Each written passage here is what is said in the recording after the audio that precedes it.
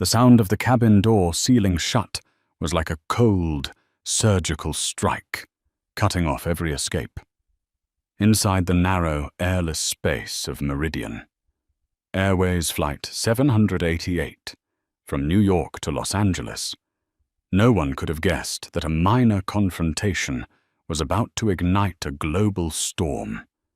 Victor Langford, 40-8, CEO of Langford Capital, boarded the plane as though the entire world ought to step aside.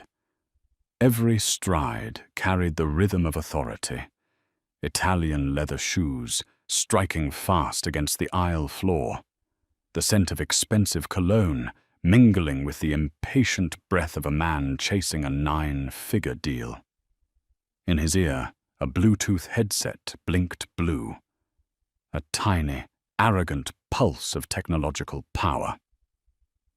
"No, I don't negotiate," he snapped into the line. "Tanaka signs, or he loses the deal. There's only one rule in this game, mine." In seat 12C, Marcus Reed, 40-1, quietly lowered his book and looked up at the storm approaching in human form. He wore a pale blue shirt, soft khaki pants, and the calm presence of someone used to sitting through turbulence without ever losing his breath. To everyone else, he was just another anonymous traveler. But in his eyes was the stillness of a man who had faced the sky thousands of times. When Victor reached row 12, his gaze landed on a simple fabric suitcase neatly stored in the overhead bin. It occupied exactly half the space. The other half, he assumed, was his by natural right. He tilted his chin and shoved his oversized cognac leather briefcase toward the compartment. It didn't fit. He pushed harder. The plastic groaned under the strain. Marcus looked up, his voice calm but firm. "If you turn it sideways, it might fit better, sir." Victor snapped his head around. In those cold steel eyes, Marcus wasn't a man offering help. He was an intruder trespassing on territory. The anger didn't explode. It hissed through clenched teeth, small but sharp. "I know how to handle my things. Don't point." He shoved again, harder this time. The impact cracked the plastic lining, and Marcus's suitcase jammed sideways with a dry, jarring sound. Marcus stood, half a head taller, but his tone remained even. "No need to damage my bag. We all paid for our seats just the same." One sentence, and the entire cabin went silent. Flight attendant Olivia Park looked up, ready to intervene. But Victor smirked, a cold laugh slipping out like a blade. "You think you're on my level?" Eyes turned. The invisible current of discomfort, fear, and quiet judgment rippled through every row. Marcus didn't flinch. He simply stepped back slightly, his gaze steady, as if seeing straight through the man's fury. Outside the window, the morning sky was a washed-out grey. No one knew that only a few hours later, the man being humiliated now would become the only reason this plane would ever leave the ground. A soft click broke the stillness. Tessa Nguyen, a journalist in row 15, had just hit record. The storm had found its first witness, and it had begun. The air inside the cabin thickened, heavy as if even oxygen hesitated to move. The hum of the engines outside felt distant, while every sound within seemed swallowed whole, leaving only the sharp rhythm of Victor Langford's breath and the dense silence surrounding Marcus Reed. Olivia Park, the lead flight attendant, approached quickly, her professional smile polished by thousands of flights. "Sir, please stay calm. We'll help you arrange." But Victor cut her off, his voice booming through the narrow cabin, sharp with anger and self-importance. "No, I'm not going to sit here while someone takes my space. That bag doesn't belong up there. Tell him to move it or check it. I have more important things to deal with." His words ricocheted off the walls, harsh and echoing. Passengers nearby froze. A young boy, maybe 8, tugged at his mother's sleeve and whispered, "Mom, what's happening?" But she just shook her head and pulled him close. Marcus remained still, not angry, not afraid. His eyes simply pierced through the polished armor of the man before him. "There's no need for disrespect, sir," he said, each word clear but calm enough to avoid provocation. "We're all just trying to get where we need to go." The sentence fell like a drop of water on burning metal. A murmur rippled through the cabin. A few passengers exchanged glances, some nodding subtly in agreement, but none dared to speak. They feared trouble, or worse, ending up in a viral clip. Victor's face flushed crimson. He was a man accustomed to obedience, to bowed heads and quiet compliance. But here, in this cramped cabin, he stood before an ordinary man, one who refused to bow. "Do you know who I am?" Victor almost roared. "I paid for this seat. I pay the salaries of people like you." The words "people like you" slid from his mouth, cold and heavy. The entire cabin froze. Olivia noticed several phones subtly being raised, recording. Marcus didn't answer. He exhaled softly, then crouched slightly to adjust the strap of his bag, a small, composed gesture that only deepened Victor's humiliation. The man shoved harder, his voice trembling with fury. "I said, get off this plane if you won't listen." Olivia stepped in, raising a hand. "Mr. Langford, please control yourself. Every passenger has the right to use the overhead compartment." But Victor wasn't listening anymore. In his mind, the echo of unfinished negotiations, unsigned contracts, and the imagined pity of subordinates all blurred into blind rage. He jabbed a finger toward Marcus, shouting each word like a blade. "Get off this plane. If you don't, I'll have this airline remove you myself." The shout detonated through the cabin, shattering what little calm was left. In row 15, Tessa Nguyen didn't miss a second. She tilted her phone, zoomed in slightly. The red recording light blinked. In the frame, one man in a designer suit, dripping arrogance. One man in a simple shirt, calm and grounded. And between them, the fragile boundary between power and dignity. Olivia whispered into her interphone, calling for support. An elderly passenger shook his head and murmured, "Strange world. The one who deserves to be thrown out isn't the one he thinks." In row 12, Marcus slowly sat back down, opened his book, and said evenly, "I'm not going anywhere. I'm just flying home."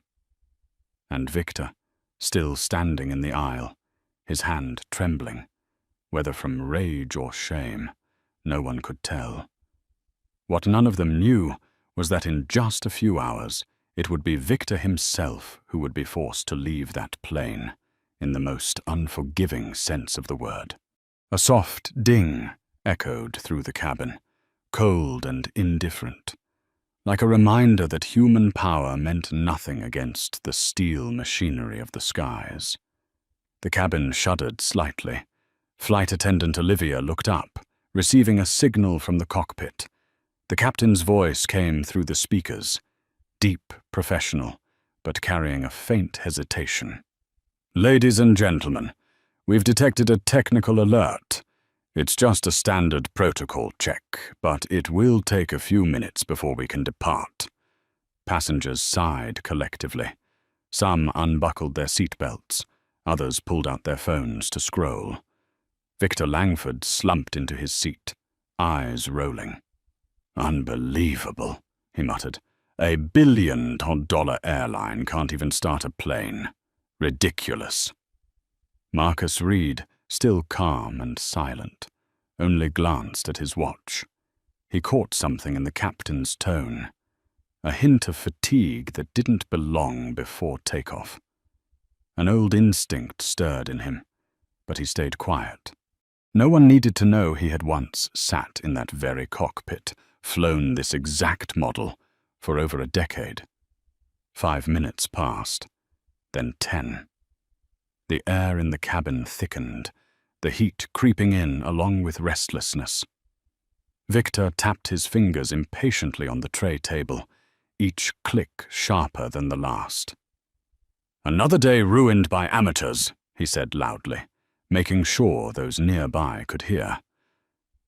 "If they knew how much money I'm losing because of this delay," Olivia approached, her polite smile barely holding. "Sir, please remain calm. The maintenance team is conducting a check." Victor turned, scoffing. "Do you think I paid to sit here breathing in hot plastic fumes?" At that moment, the intercom crackled again. But this time, it wasn't the calm voice of the captain. It was the gate agent's. "Ladies and gentlemen, we apologize for the delay. Captain Stein has shown signs of severe fatigue and is now being attended to by medical personnel. For safety reasons, this flight will return to the gate while we await new crew instructions." A wave of murmurs spread through the cabin. Sighs, anxious whispers.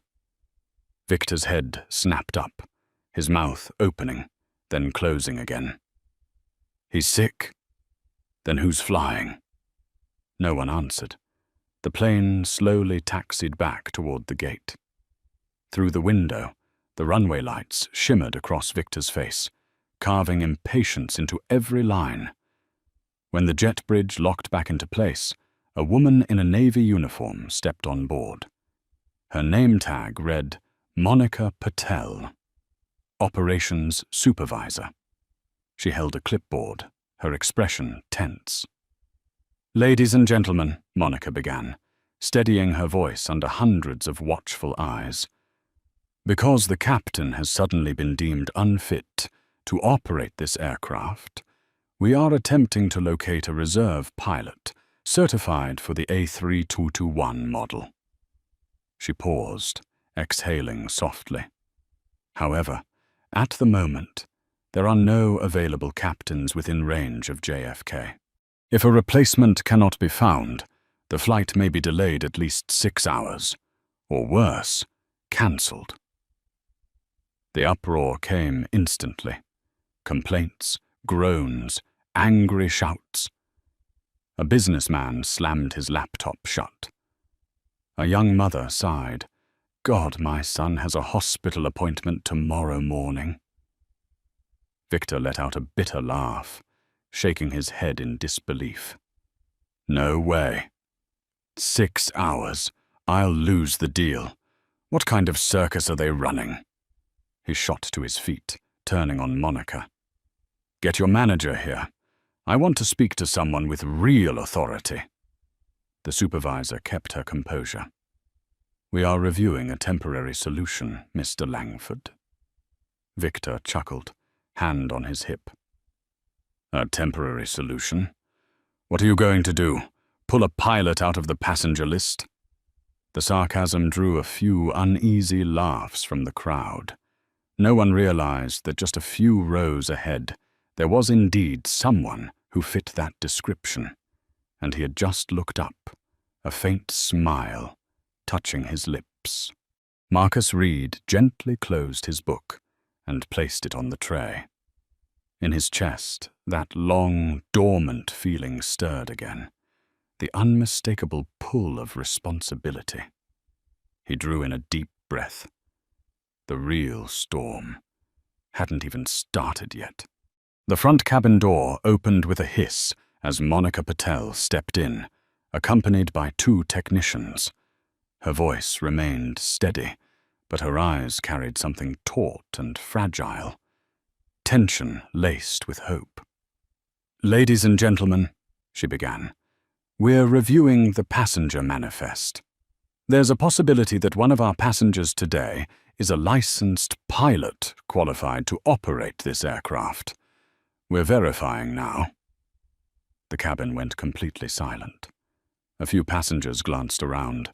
Others let out small, disbelieving laughs. Victor Langford shot Olivia a mocking look. "A pilot among the passengers? Are you kidding me? What is this, a Hollywood movie?" Monica ran her finger down the printed list, her voice clear and carrying through the cabin. "We are looking for passenger Marcus Reed. Is there a Marcus Reed on this flight?" The words dropped like water into a sealed room. Every head turned. In seat 12C, the man in the light blue shirt slowly closed his book and looked up. He inhaled softly, then stood, his voice calm and firm. "I'm Marcus Reed." The air froze. Olivia blinked, recognizing him as the very man who had been shouted at less than half an hour earlier. Monica approached, her tone urgent but polite. "Mr. Reed, may I see your credentials? Our system indicates you're employed with Meridian Airways." Marcus nodded, reaching into his pocket for his wallet. Inside, beside a worn company ID, was a Federal Aviation Administration license marked Airline Transport Pilot and an A321 type rating certificate.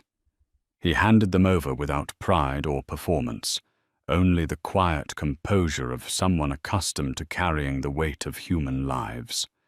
Monica examined the documents, checking them against the electronic registry. Her hands trembled slightly. Then the radio on her shoulder crackled. "Dispatch to Patel confirmed. Captain Marcus Reed, active status, A3221 rated. Checked 3 weeks ago. He's cleared." A wave of astonishment rippled through the cabin. Gasps, soft applause. Olivia's mouth fell open. Victor sat motionless, eyes wide, staring at the man before him.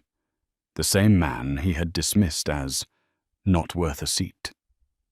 Monica lifted her head, the tension in her expression breaking into relief.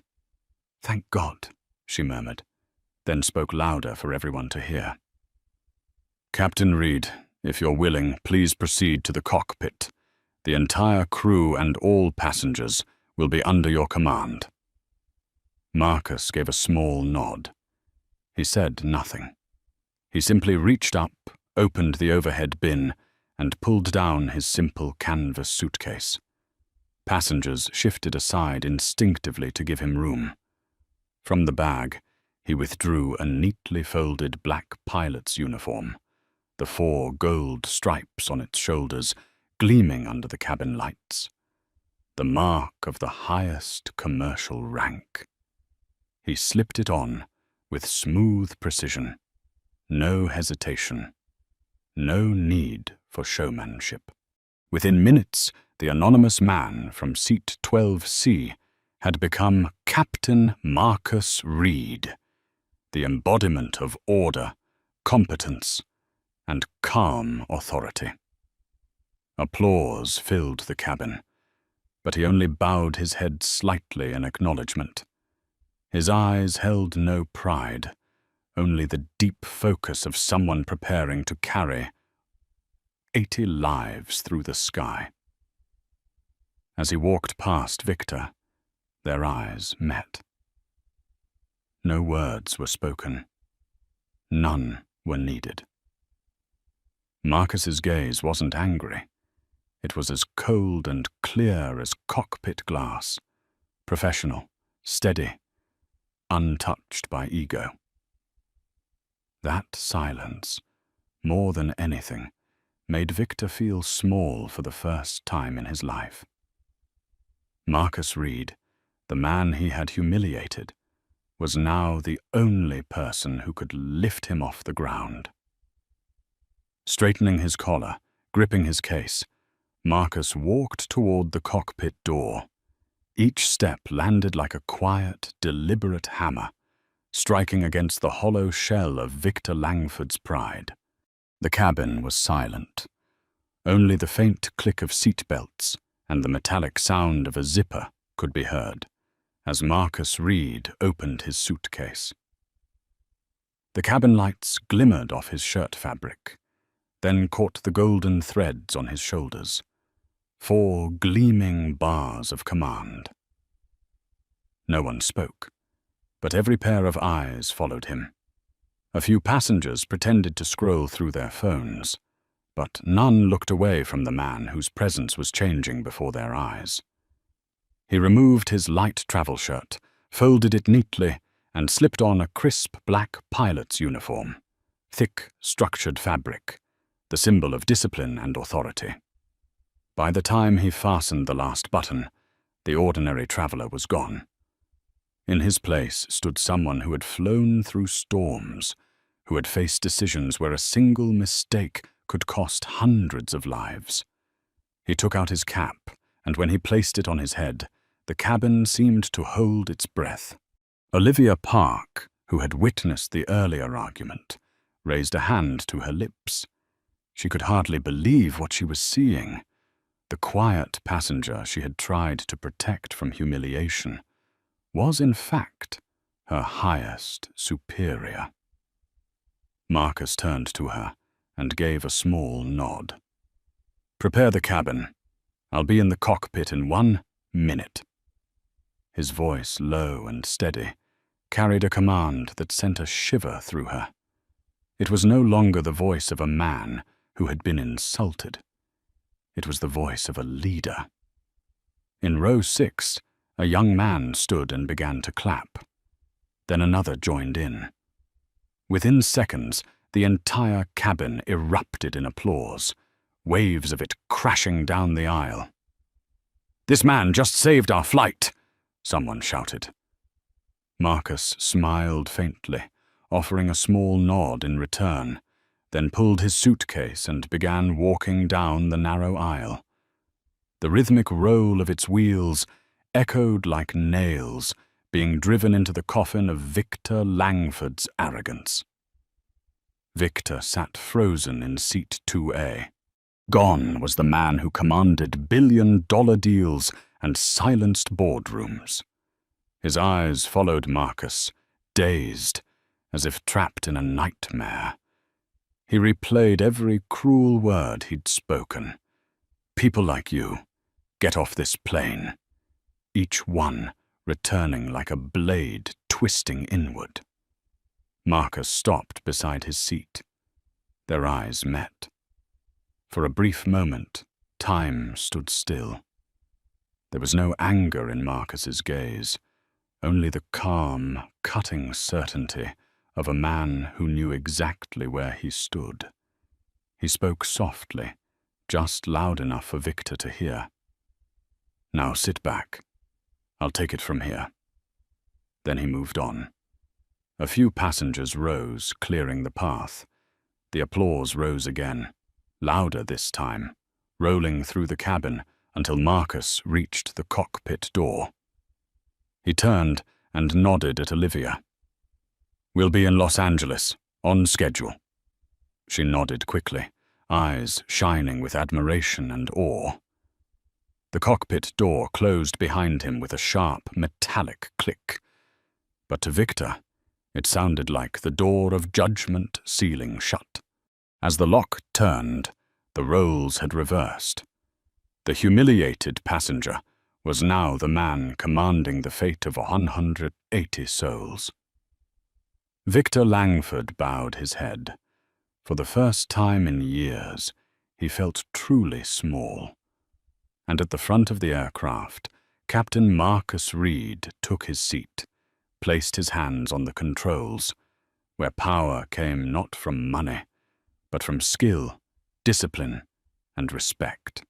Inside the cockpit, the pale blue glow of the instrument panel reflected across the face of First Officer Daniel Ortiz, 36.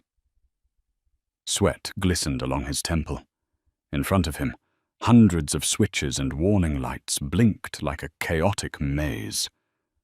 Moments earlier, he had watched his longtime colleague, Captain Harold Stein, carried out on a stretcher after a sudden chest pain. Now he was about to fly beside a man who, just minutes ago, had been a passenger. The cockpit door sealed shut behind Marcus Reed, cutting off the noise of the cabin. The air inside felt thick, almost suspended.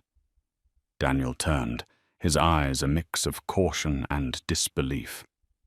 "You're really?" Marcus nodded slightly, set his suitcase down, and pulled out 2 folders, an airline transport pilot license and a current proficiency check certificate. He didn't try to impress, only spoke clearly and firmly. "Captain Reed, over 12,000 flight hours, most of them on the A321. You can verify with Denver Center. They've already confirmed." Daniel scanned the documents, his expression slowly easing. That calm, unpretentious voice was exactly what he'd been missing for the past 2 hours. Stability. He nodded. "All right, Captain. The aircraft's partially powered down. Stein reported an engine 2 pressure sensor fault. Maintenance said it was probably a false signal, but he felt a vibration when throttling up." Marcus sat in the left seat, the captain's seat, and touched the control panel with the familiarity of ritual. Every switch, every dial was exactly where memory told him it would be. His fingers moved across the trim and displays. "We don't deal in probably. Start from the top, full start checklist. APU off, reset electrical bus, recheck hydraulic pressure." Daniel blinked, surprised by the authority in that tone.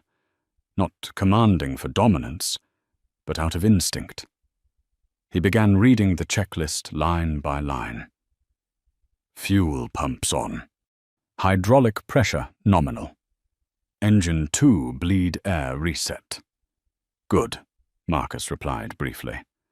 Their coordination settled into rhythm, seamless, as if they had flown together for years. The cramped space, filled only with the sound of toggles clicking, the low hum of fans, and their synchronized voices, a technical symphony of precision. Marcus leaned forward, studying the diagnostics. The glow of the instruments lit his eyes. He noticed a subtle fuel trim imbalance, a detail so small most pilots would have missed it. "Trim right side down 0.2, he said. "It's skewing the pressure reading in the intake line. Try it again." Daniel adjusted. The screen flickered, then the yellow warning light snapped off. Silence for a heartbeat. Then Daniel looked up and smiled. "Lights out. Systems stable." Marcus leaned back. Sometimes all it takes is looking a little closer. The plane wasn't broken.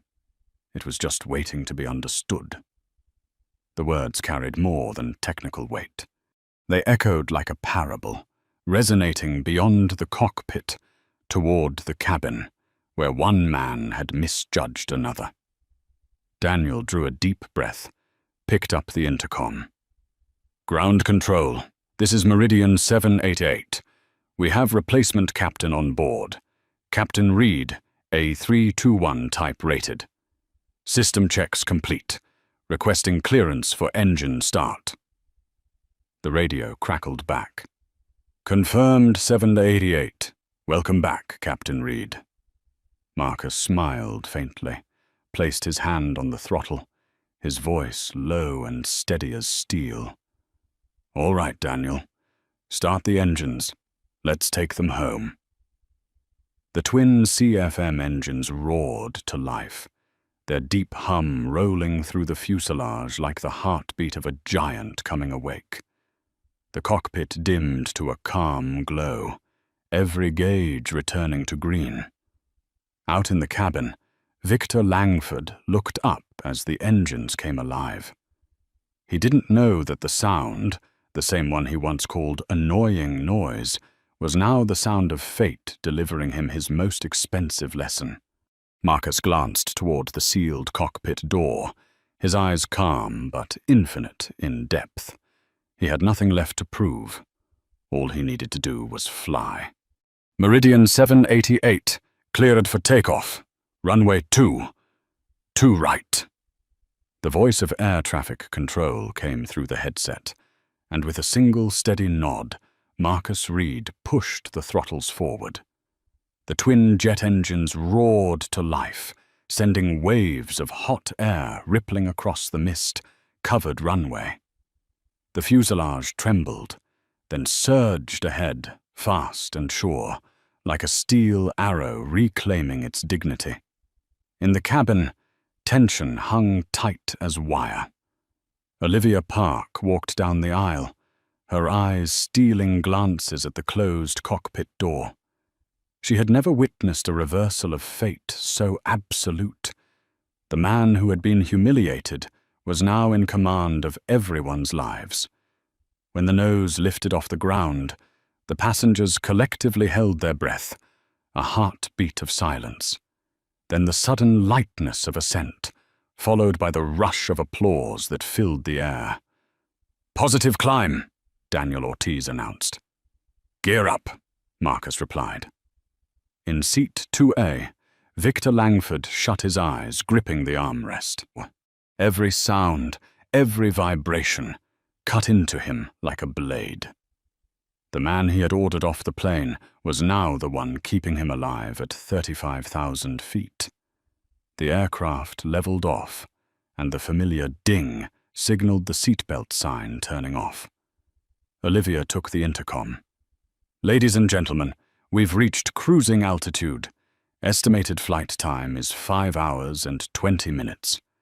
Please sit back and relax." But no one truly relaxed. Not from fear, but from the collective awareness that they had just witnessed a living lesson in arrogance and grace. In row 15, young journalist Tessa Nguyen was typing furiously on her small laptop. She had already trimmed the footage. Victor shouting, Marcus remaining calm, Olivia stepping in. 1 minute long, sharp and cinematic.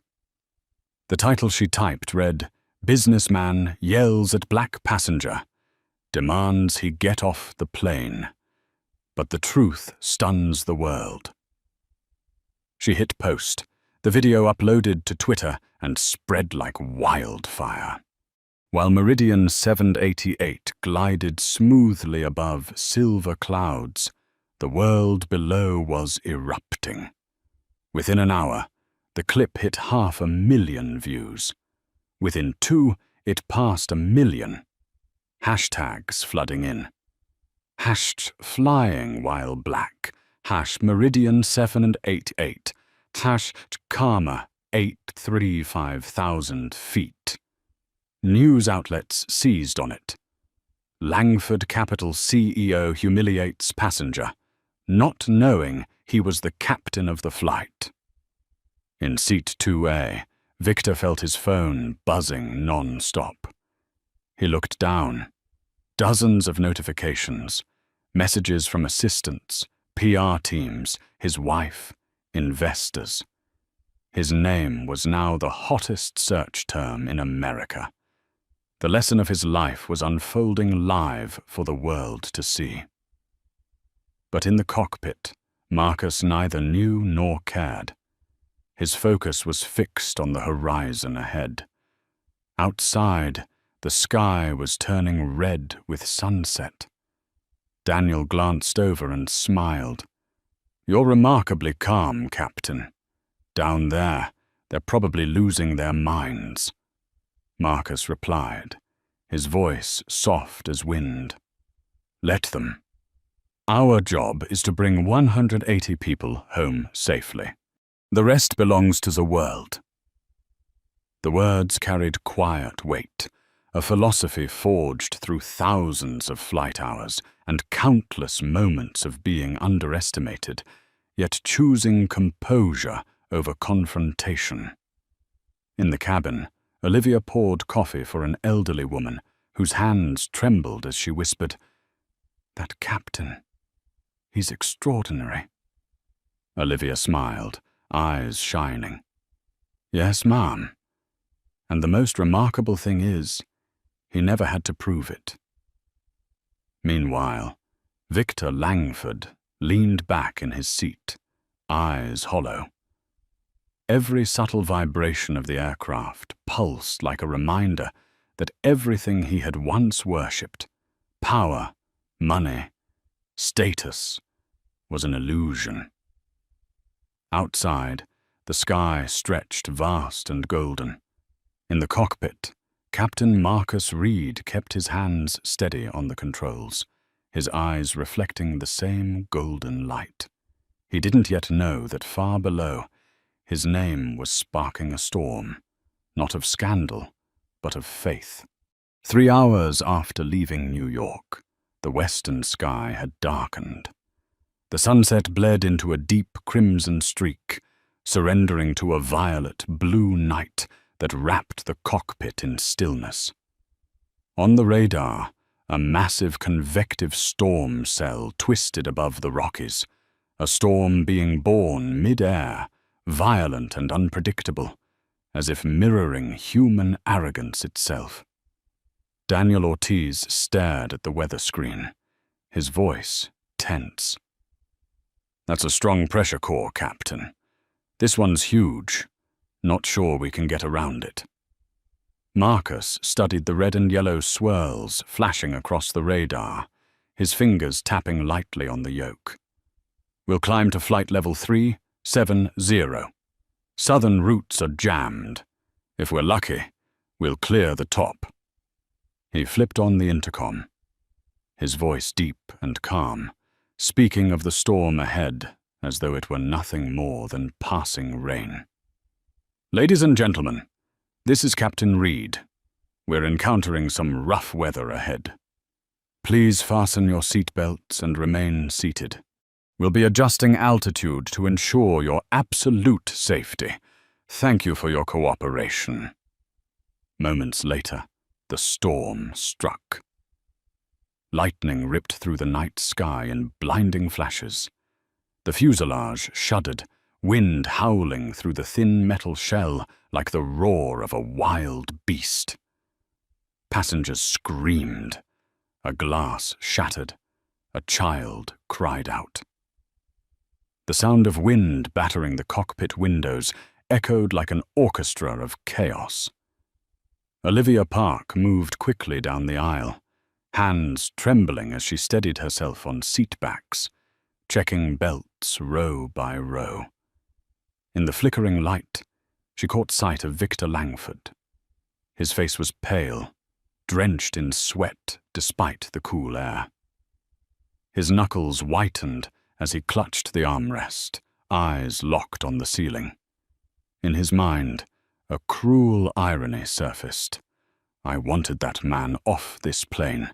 Now I'm praying he keeps it in the sky." In the cockpit, Daniel shouted over the roar, "Shear's picking up! Right side's unstable!" Marcus tightened his grip on the controls, eyes fixed on the instruments. His voice never wavered. "Hold steady. Reduce cruise speed 0.02 Mach. Cut auto. Throttle. I have control." His hands moved with surgical precision, every adjustment clean and deliberate. The engine's roar softened. The aircraft dropped slightly, then steadied. Outside, the storm still raged. But inside, Marcus's calm spread like an invisible counterforce. Daniel glanced over, wide-eyed. We could have lost a wing, Captain, if you hadn't slowed in time, Marcus replied softly. Flying through storms is a lot like living, Daniel. You can't always avoid them, but you can learn not to let them consume you. In the cabin, Olivia finally made it back to her seat, fastening her belt. The turbulence eased. The crying stopped. The wind still howled beyond the windows, but now it sounded different, not like chaos, but like the natural heartbeat of the sky. Victor still sat bowed forward, breathing hard. In the flickering light, he saw his reflection in the window. Pale, fragile, stripped of the man who once commanded the world. He whispered to himself, almost confessing, "He saved me." Just then, Marcus's voice filled the cabin again, calm, grounded, unwavering, as if no storm had ever existed. "Ladies and gentlemen, we've passed through the weather system. Everything is under control. Thank you for your trust." The cabin exhaled in relief. A few passengers began to clap. In the cockpit, Daniel chuckled softly, the tension melting from his face. "That was the biggest storm of the night, Captain." Marcus looked out the window where a silver edge of moonlight began to appear on the horizon. "No, Daniel," he said quietly. "The real storm is waiting for us on the ground." Behind them, in the business cabin, Victor Langford buried his head in his hands. He didn't know that at that very moment, Tessin Nguyen's phone pinged with a notification. Her video had just passed 8 million views, and below them, as Meridian 788 sliced through the clouds, all of America was raging against his name. The storm faded. Outside the windows, the sky opened wide, calm and crystal clear, as if chaos had never existed. At 37,000 feet, Meridian 788 glided through moonlight, its metallic body shimmering silver like a silent arrow piercing the night. But inside, the aftershocks lingered. Passengers whispered, replaying what had just happened. Some spoke of the captain's composure. Others said they had never felt so safe. Only Victor Langford sat frozen, staring blankly into the dark beyond the glass. The storm still raged, not outside but within him. Then a voice from the cockpit filled the cabin, steady, deep, like fate itself speaking. "Ladies and gentlemen, this is Captain Reed. We are beginning our descent into Los Angeles. Ground weather is clear, 22 degrees, excellent visibility. Thank you for your patience and for flying with us." Olivia Park smiled, the first genuine smile she had managed all day. She looked down the aisle, faces once tense now softened, eyes glimmering with relief. An elderly woman whispered to her, "That captain, he's a gift from God." Olivia nodded gently. "And sometimes," she said softly, "God likes to disguise himself as someone we least expect." In the cockpit, Daniel Ortiz scanned the approach chart and grinned. "You're going for a greaser, aren't you, Captain?" Marcus smiled. "I don't fly for smooth landings. I fly for correct ones." His hands moved lightly on the controls, subtle and precise. The Airbus A321 began its descent in a perfect arc. Below, the lights of Los Angeles bloomed like a glowing sea, welcoming them home. The landing gear touched down so softly, it was almost silent. No bump, no bounce, just perfection. What pilots called a greaser. And in that moment, the cabin erupted. Applause thundered, cheers echoed. Someone shouted, "Captain Reed! Captain Reed!" Olivia looked around, eyes glistening with tears. She knew she was witnessing history, not just for aviation, but for humanity. Victor Langford remained motionless. The applause didn't soothe him. It struck like hammers against his pride. He realized the celebration wasn't for a safe landing. It was for the collapse of his arrogance. As the plane taxied to the gate, the passengers' phones began to buzz. Wi-Fi had returned, and the world came rushing in. Dozens of alerts, headlines, and messages filled every screen. A passenger gasped, "Oh my God, that video! It's viral!" In seat 2A, Victor unlocked his phone. The glow of the screen felt like judgment. On Twitter, Langford Capital CEO yells at black passenger who turns out to be the captain. Over 6 million views, thousands of furious comments. A red banner scrolled across a news feed. Langford Capital drops 12% following racial incident on Meridian 788. His throat tightened. His hands trembled as he opened his email. Urgent messages flooded in, from PR, from the board, from Tanaka in Tokyo. And one short message from his sister, Elise Langford. "You've destroyed us, Victor." The screen blurred as his vision dimmed. The cabin seemed to shrink around him, the air thinning, every round of applause slicing deeper into his pride. The cockpit door opened. Marcus Reed stepped out, uniform crisp, expression calm. He shook hands with passengers, nodded politely. Voices overlapped, thank yous, praise, awe. An elderly woman clasped his hand, trembling. "Son, you saved more than a flight today." Marcus smiled faintly. "Just doing my job, ma'am." When Victor rose, he tried to avoid Marcus's eyes, but fate forced him to cross paths with the man he had once tried to throw off this plane. They stopped, face to face, separated by a single step. Victor's lips parted. "Aye, about earlier." Marcus cut him off, his tone neither cold nor warm. "It's all right, sir. We all forget our true place sometimes."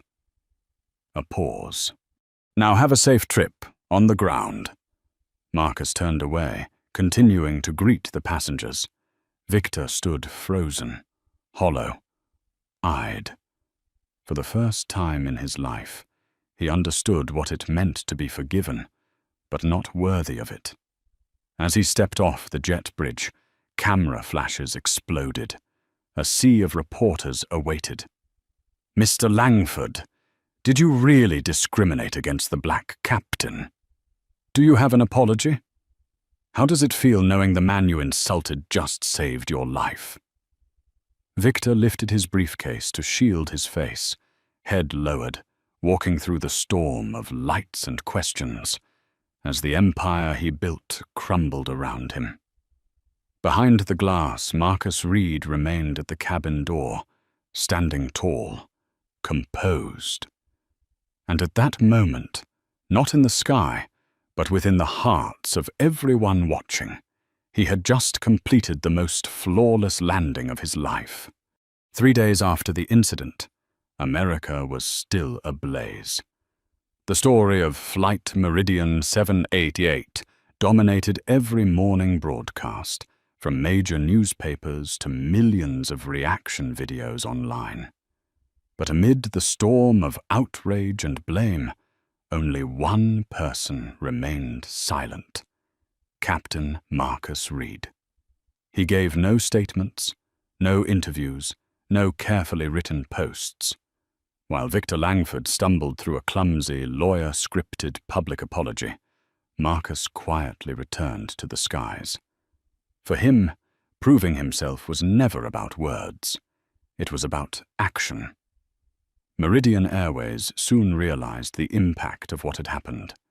They arranged one exclusive interview, broadcast during national prime time. The studio lights glowed. On camera, Marcus sat upright, dressed not in his pilot's uniform, but a simple grey shirt. The host began. "Captain Reed, the whole world knows your name now. Do you feel any satisfaction seeing the man who insulted you lose everything?" Marcus looked up. The studio lights reflected in his eyes, calm, steady, profound. He spoke slowly, each word deliberate. "I take no joy in someone's downfall. I only want people to remember the person you look down on today might be the one holding your life tomorrow." The room fell silent. He continued, his voice smooth and balanced, like the wind above the clouds. "We live in an age where everyone wants to speak, but few are willing to listen. I don't hate Mr. Langford. I only hope that because of this, there will be one less person who judges, and one more person who shows respect." The host nodded, eyes glistening. The interview lasted barely 10 minutes, but its echo lingered for weeks. Thousands of pilots, flight attendants, and passengers sent letters of gratitude. One message read, "You made me believe that composure can be stronger than power." Meanwhile, Victor Langford, forced to resign, vanished from the public eye. His mansion was surrounded by reporters.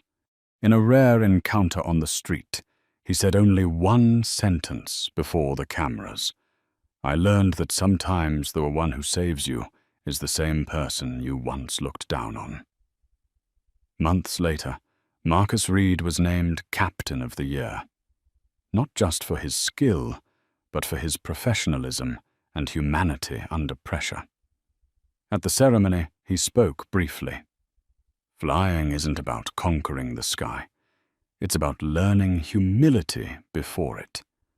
Because the moment you think you're greater than the wind will teach you a lesson." After the ceremony, Marcus returned to the cockpit. Another flight, another journey. As he closed the door, Daniel Ortiz pointed to a new brass plaque mounted beside it. The engraving gleamed under the cabin light. "Character is what we do when no one is watching. Professionalism is what we do when everyone is." Marcus ran his hand over the words, smiling faintly. He thought about that flight, the mocking laughter, the restrained anger, the eyes that misjudged him. Then he remembered the landing, soft as breath. No revenge, no retaliation. Just one timeless truth. Dignity doesn't need to be shouted. It only needs to be upheld, even when the world is silent. Marcus took his seat, slipped on his headset, and his voice came over the intercom, calm as if chaos had never existed. "Good evening, ladies and gentlemen. This is Captain Reed. The weather is perfect tonight. We'll be taking off shortly. Thank you for flying with Meridian Airways." Outside the window, the sky stretched open, vast, blue, and fair. A place where color and title mean nothing. Only those who can keep their hands steady and their hearts steadfast truly belong. Not everyone is given the chance to confront the ugliest side of human nature, and even fewer are able to turn that moment into proof of dignity. Marcus Reed did exactly that, not through justification, but through action. He didn't need to retaliate. He simply flew. He didn't need to prove anything. He just did what was right. And in the silence of the cockpit, He let the world understand that the greatest power does not lie in commanding others, but in staying calm when disrespected. The story of Meridian 788 wasn't just a dramatic case of karma.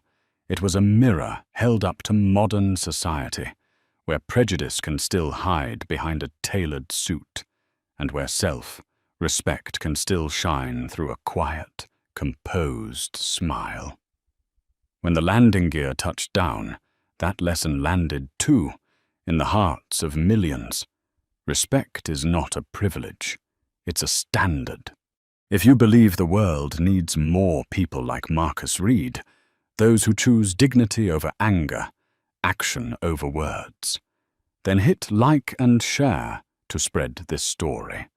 And don't forget to subscribe so you won't miss more journeys where justice and humanity take flight in everyday life. Because sometimes it's inside the narrowest cabins of our lives that we realize just how vast the sky truly is.